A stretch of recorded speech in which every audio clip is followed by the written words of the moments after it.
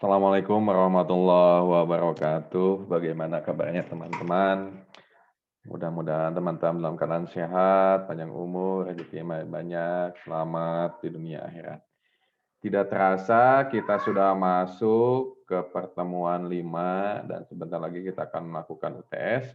Jangan lupa untuk mempelajari kembali materi yang sudah diajarkan, lalu melihat juga mengerjakan tugas-tugas yang sudah diberikan. Oke ya, Bapak izin share screen.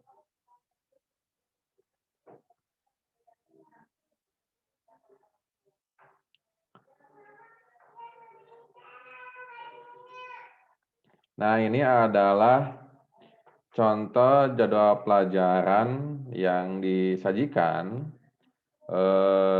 untuk materi tematik ya, seperti itu. Misalkan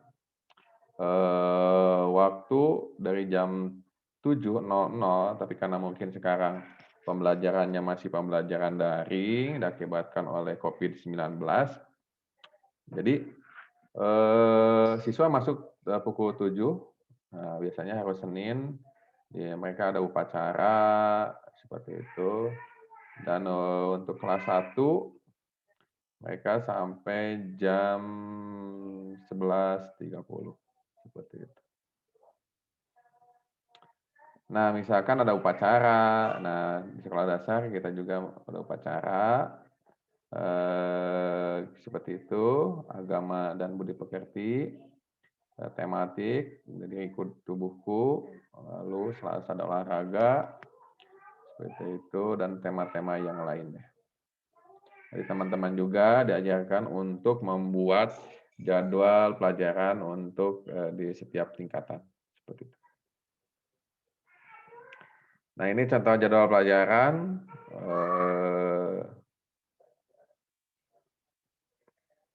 pelajaran kelas 3. Oke, untuk persentase penyajian, alokasi waktu yang tersedia dimaksudkan agar guru tidak terfokus pada salah satu mata pelajaran. Nah, jadi karena semuanya dialokasikan dalam tema, jadi guru harus pintar-pintar bagaimana memasukkan mata pelajaran dalam bentuk tema. Diperhatikan juga alokasi waktu per minggu kumulatifnya, berapa per minggu kumulatifnya. Setiap hari dirasionalkan sebelum memadukan berbagai mata pelajaran dengan tema sebagai pemersatu. Tapi teman-teman juga nanti semakin banyak jam terbang yang teman-teman lakukan, maka teman-teman juga akan semakin banyak referensi yang akan menjadi sebuah pengalaman baik untuk kedepannya.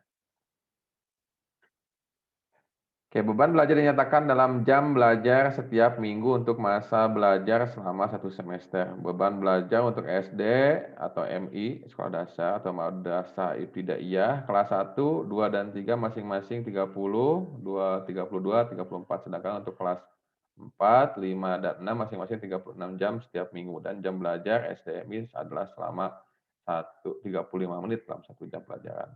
Walaupun ada perubahan, tinggal disesuaikan dengan aturan yang berlaku, yang sedang berlaku seperti itu. Ini beberapa tema untuk kelas 1. Ini tema untuk kelas 4. Lalu karakteristik perkembangan anak. Nah, juga harus memahami bagaimana karakteristik perkembangan anak yang sedang teman-teman nanti akan hadapi. Usia kelas awal SD, pertumbuhan fisiknya telah mencapai kematangan. Nah, biasanya seperti itu. Siswa SD sudah memiliki kematangan, telah mampu mengontrol tubuh dan keseimbangannya, dapat melompat dengan kaki secara bergantian, dapat mengendarai sepeda roda 2, dapat menangkap bola, koordinasi tangan, mata telah berkembang, telah mulai berkompetisi dengan teman sebaya, mempunyai sahabat, mampu berbagi dan mandiri. Nah, ini untuk usia awal sekolah dasar. Perkembangan emosinya, nah ini emosionalnya juga harus diperhatikan, jangan sampai siswa meluap-luap emosinya. Telah dapat mengekspresikan reaksi terhadap orang lain, telah dapat mengontrol emosi, bagaimana suka, tidak suka, marah, seperti itu. dapat mengontrol emosi, sudah mampu berpisah dengan orang tua, dan telah mulai belajar tentang benar dan salah. Nah, biasanya seperti itu. Nah, kelas 1 biasanya masih tunggu untuk oleh orang tuanya. Nah, kelas 2 juga ada beberapa yang masih ditunggu, tapi alangkah baiknya tidak terlalu ditunggu orang tuanya, seperti itu. Dan harapkan orang tuanya tidak masuk ke kelas. Jadi kalau menunggu, nanti ada batas antara siswa dan orang tua. Seperti jadi kita mengajar nanti tidak terlalu dipatoki oleh orang tua. Lalu bagaimana perkembangan kecerdasannya? Ditunjukkan dengan kemampuannya dalam melakukan seriasi, mengelompokkan objek, berminat terhadap angka dan tulisan, meningkatkan pembenaran kata, senang berbicara, memahami sebab akibat dan perkembangannya, pemahaman terhadap ruang dan waktu. Nah, mulai si perkembangannya, si perkembangan kecerdasannya, dia sudah bisa berbicara dengan banyak kosakata, seperti itu. Apalagi kan sekarang untuk siswa-siswa di sekolah dasar perkotaan, mereka sudah bisa bicara bahasa Inggris, bahasa Jerman, kalau di dileskan piano oleh orang tuanya. Jadi banyak sekali kemampuan-kemampuan yang bisa didapatkan oleh siswa tersebut. Cara anak belajar. Anak usia sekolah dasar berada pada tahapan operasi konkret. Nah, operasi konkret itu adalah siswa harus memahami bahwa segala yang dipelajari harus ada bentuk nyatanya, seperti itu. Anak mulai menunjukkan perilaku belajar, mulai memandang dunia secara objektif, bergeser dari satu aspek situasi ke aspek lain secara reflektif, dan memandang unsur-unsur secara serentak. Kedua, mulai berpikir secara operasional. Ketiga, mempergunakan cara berpikir operasional untuk mengklasifikasikan benda-benda. Keempat, membentuk dan mempergunakan keterhubungan aturan-aturan, prinsip ilmiah sederhana, dan mempergunakan hubungan sebab akibat.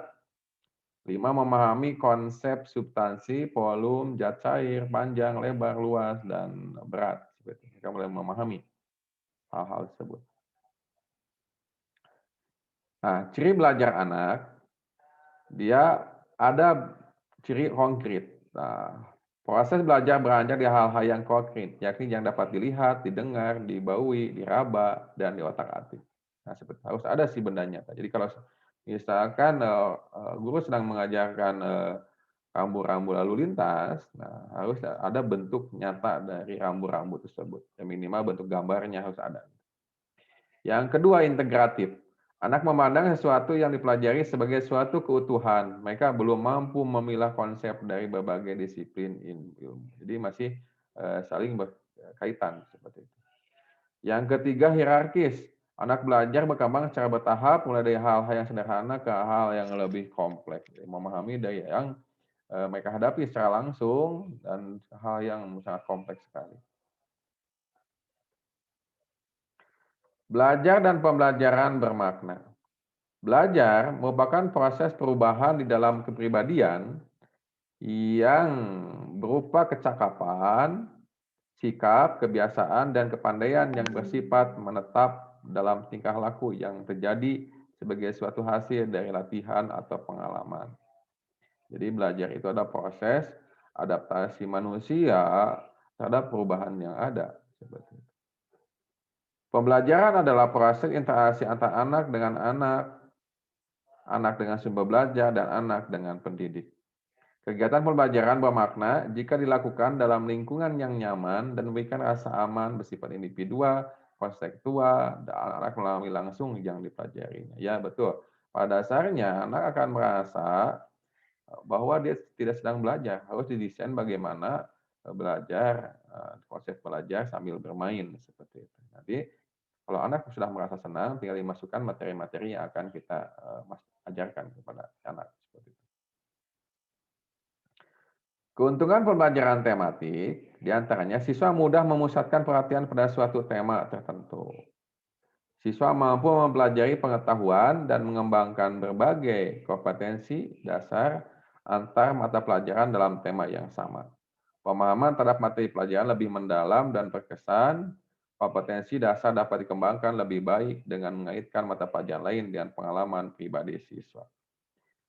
Nah, Pada poin 4, pemahaman terhadap materi pelajaran lebih mendalam dan berkesan. Nah, jadi ada sesuatu yang bisa diambil ketika mereka pulang sekolah untuk diterapkan dalam kehidupan sehari mereka. Misalkan disiplin dalam bangun tidur, disiplin makan, disiplin dalam berpakaian, mandi, semuanya ada sesuatu yang bisa diambil seperti itu. Jadi antara lingkungan sekolah dengan lingkungan di kehidupan mereka ada saling berhubungan seperti itu. Lalu kompetensi dasar dikembangkan lebih baik dengan mengaitkan mata pelajaran lain dengan pengalaman pribadi siswa. Ya, pengalaman pribadi siswa akan menjadi sebuah dasar tentang apa yang akan digunakan dalam pemahaman selanjutnya. Lalu selanjutnya, siswa mampu lebih merasakan manfaat dan makna belajar karena materi diajarkan secara konteks tema yang jelas. Siswa lebih bergairah belajar karena dapat berkomunikasi dengan situasi nyata untuk mengembangkan suatu kemampuan dalam satu pelajaran sekaligus mempelajari mata pelajaran lainnya. Yang kedelapan, guru dapat menghemat waktu karena mata pelajaran yang disajikan dapat dipersiapkan sekaligus. Dalam setiap pemikiran ada suatu landasan yang digunakan. Nah, ini ada beberapa landasan, ini juga harus diketahui oleh calon guru. Landasan pembelajaran tematik, diantaranya landasan filosofis, filsafat. Landasan pemikirannya bagaimana? Yang pertama adalah progresivisme. Proses pembelajaran perlu ditekankan pada pembentukan kreativitas, pemberian sejumlah kegiatan, suasana yang alamiah, natural, dan memperhatikan pengalaman siswa. Yang kedua adalah konstruktivisme, anak mengkonstruksi pengetahuan melalui interaksi dengan objek, fenomena, pengalaman, dan lingkungannya.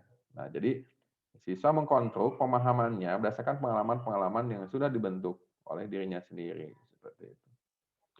Lalu yang ketiga, humanisme, melihat siswa dari segi keunikan, kekhasan, potensi, dan motivasi yang dimilikinya. Kita menyadari bahwa yang kita ajarkanlah anak manusia, yang mana pada dasarnya manusia adalah makhluk yang dinamis, selalu berubah-ubah, karena dia punya potensi yang diberikan oleh Tuhan Yang Maha Esa, yaitu kemampuan untuk berpikir.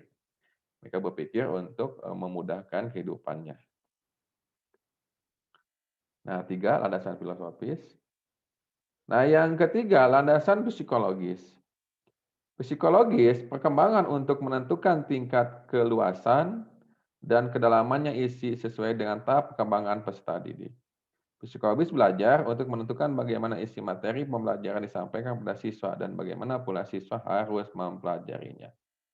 Lalu landasan yuridisnya, Undang-Undang Nomor 23 Tahun 2000 tentang Perlindungan Anak, karena hati-hati juga untuk jangan kita mempelajari jangan menggunakan kekerasan fisik seperti itu. Undang-Undang Nomor 20 tentang 2003 tentang Sistem Pendidikan Nasional, Inpres Nomor 1 tentang peningkatan mutu pendidikan. Adapun ada landasan baru, silakan untuk diupdate sesuai dengan aturan yang sedang berlaku.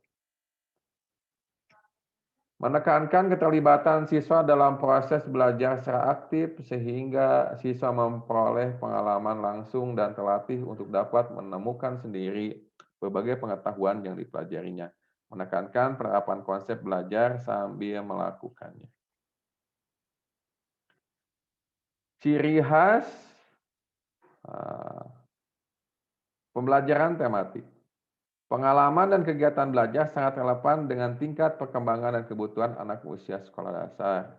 Kegiatan-kegiatan yang dipilih dalam pelaksanaan pembelajaran tematik bertolak dari minat dan kebutuhan siswa. Kegiatan belajar akan lebih bermakna dan berkesan bagi siswa sehingga hasil belajar dapat bertahan lebih lama. Nah, betul sekali. Pembelajaran yang berkesan itu pembelajaran yang siswa merasakan bahwa apa yang dia itu menjadi sebuah kebahagiaan dan itu akan menjadi suatu kenangan yang akan dibawa sampai mereka dewasa. Jadi berilah kenangan-kenangan baik pada setiap anak, sehingga akan menjadi suatu nilai-nilai yang diambil dalam semasa hidup mereka. Seperti itu. Nilai kasih sayang, nilai tenggang rasa, toleransi, seperti itu. Membantu mengembangkan keterampilan berpikir siswa, arahkan siswa untuk lebih inovasi. Jadi siswa membentuk suatu keadaan dengan idenya sendiri. Mengembangkan keterampilan sosial siswa, seperti bekerja sama, toleransi, komunikasi, dan tanggap terhadap gagasan orang lain. Agar siswa itu bisa hidup bekerja sama dan menghindari adanya gesekan dengan satu sama lain. Menghindari membuat masalah yang ada. Manfaat pembelajaran tematik. Dengan menggabungkan beberapa kompetensi dasar dan indikator serta isi mata pelajaran akan terjadi penghematan karena tumpang tindih materi dapat dikurangi bahkan dihilangkan. Siswa mampu melihat hubungan-hubungan yang bermakna sebab isi atau materi pembelajaran lebih berperan sebagai sarana atau alat, lalu bukan tujuan akhir. Pembelajaran menjadi utuh sehingga siswa akan mendapat pengertian mengenai proses dan materi yang tidak terpecah-pecah. Dengan adanya pemaduan antara mata pelajaran, maka penguasaan konsep dan semakin baik dan meningkat. Karakteristik pembelajaran tematik berpusat pada siswa, ya betul, karena guru hanya sebagai fasilitator, siswa akan menemukan sendiri masalah-masalah yang akan mereka hadapi, seperti itu. Memberikan pengalaman langsung, betul sekali. Pemisahan mata pelajaran yang tidak begitu jelas. Menyajikan konsep dari berbagai mata pelajaran bersifat fleksibel, hasil pembelajaran sesuai dengan minat dan kebutuhan siswa, menggunakan prinsip belajar sambil bermain dan menyenangkan. Implikasi pelajaran tematik bagi guru, peserta didik, sarana prasarana, sumber belajar, media, pengaturan ruang kelas, dan pemilihan metode. Guru harus bisa mengupdate, melakukan penyegaran terhadap kemampuan yang ada. Peserta didik juga harus bisa mengupdate terhadap perubahan zaman teknologi, sosial, ekonomi, semuanya harus bisa mengupdate, sering mengupdate diri. Membuat sebuah pengaturan dalam dirinya mereka masing-masing. Sarana prasarana, sumber belajar, media, apalagi dengan sekarang banyak sekali internet, mudah sekali untuk mengakses sumber belajar. Apakah dari jurnal, dari web, dari e-book, seperti itu. Pengaturan ruang kelas, pemilihan metode. Implikasi bagi guru, guru harus kreatif dalam menyiapkan kegiatan pengalaman belajar bagi anak. Juga dalam memilih kompetensi dari berbagai mata pelajaran dan mengaturnya agar pembelajaran menjadi lebih bermakna, menarik, menyenangkan, dan utuh. Implikasi bagi siswa, dampak bagi siswa. Siswa harus siap mengikuti kegiatan pembelajaran yang dalam pelaksanaannya dimungkinkan untuk bekerja baik secara individual, pasangan, kelompok kecil, ataupun klasikal. Siswa harus siap mengikuti kegiatan pembelajaran yang bervariasi secara aktif, misalnya melakukan diskusi kelompok, mengadakan penelitian sederhana, dan pemecahan masalah. Implikasi terhadap sarana prasarana dan sumber belajar dan media. Pelaksanaan pembelajaran tematik memerlukan berbagai sarana dan prasarana belajar. Nah, karena semuanya dikonsep dalam satu tema, misalkan hidup rukun, semua sarana prasarana harus disediakan dalam konsep tema tersebut. Memaparkan berbagai sumber belajar, mengoptimalkan penggunaan media pembelajaran yang bervariasi, masih dapat menggunakan buku ajar yang ada saat ini untuk masing-masing mata pelajaran, dan dimungkinkan pula untuk menggunakan buku suplemen khusus yang memuat bahan ajar yang terintegrasi. Uang juga perlu ditata disesuaikan dengan tema yang sedang dilaksanakan. Nah, kalau sedangkan olahraga boleh di ruangnya diatur juga, seni dalam keadaan seni diatur juga. Susunan bangku peserta didik dapat diubah-ubah sesuai dengan keperluan pembelajaran yang sedang berlangsung. Peserta didik tidak selalu duduk di kursi, tapi dapat duduk di tikar, karpet, atau hanya beralaskan di lantai, seperti itu. Kegiatan hendaknya bervariasi dan dapat dilaksanakan baik di dalam kelas maupun di luar kelas. Dinding kelas dapat dimanfaatkan untuk memajang hasil karya peserta didik dan memanfaatkan sebagai sumber belajar. Itu menjadi sebuah kebanggaan juga ketika siswa mampu membuat suatu produk hasil pelajaran dan guru memanfaatkannya, itu menjadi sebuah semangat. Oh, saya dulu pernah melakukan seperti ini. Alat, sarana, dan sumber belajar hendaknya dikelola sehingga memudahkan peserta didik untuk menggunakan dan menyimpannya kembali. Nah, cara menentukan tema diantaranya adalah mempelajari SKL, lalu dan kompetensi dasar yang terdapat dalam masing-masing mata pelajaran. Dan dilanjutkan dengan menetapkan tema yang sesuai. Cara kedua, menetapkan terlebih dahulu tema-tema pengikat keterpaduan. Untuk menentukan tema tersebut, guru dapat bekerja sama dengan peserta didik sehingga sesuai dengan minat dan kebutuhan anak. Pembelajaran dilakukan dengan menggunakan berbagai metode, percobaan, bermain peran, tanya jawab, demonstrasi, dan bercakap-cakap. Memperhatikan lingkungan yang terdekat dengan siswa dari yang termudah menuju yang tersulit. dari yang sederhana menuju yang kompleks, dari yang konkret menuju ke yang abstrak. Tema yang dipilih harus memungkinkan terjadinya proses berpikir pada diri siswa. Ruang lingkup tema disesuaikan dengan usia, perkembangan siswa, termasuk minat, kebutuhan, dan kemampuannya. Lalu lakukan identifikasi, lalu cari juga hubungan kompetensi dasar dan indikator. Juga harus menemukan jaringan tema. Biasanya suka ada di buku guru. Nanti kita lakukan analisis buku guru terhadap buku siswa. Oke, terima kasih kepada teman-teman. Cukupkan untuk pertemuan hari ini. Silakan untuk kerjakan tugasnya. Sampai bertemu minggu depan. Terima kasih, sukses selalu. Assalamualaikum warahmatullahi wabarakatuh.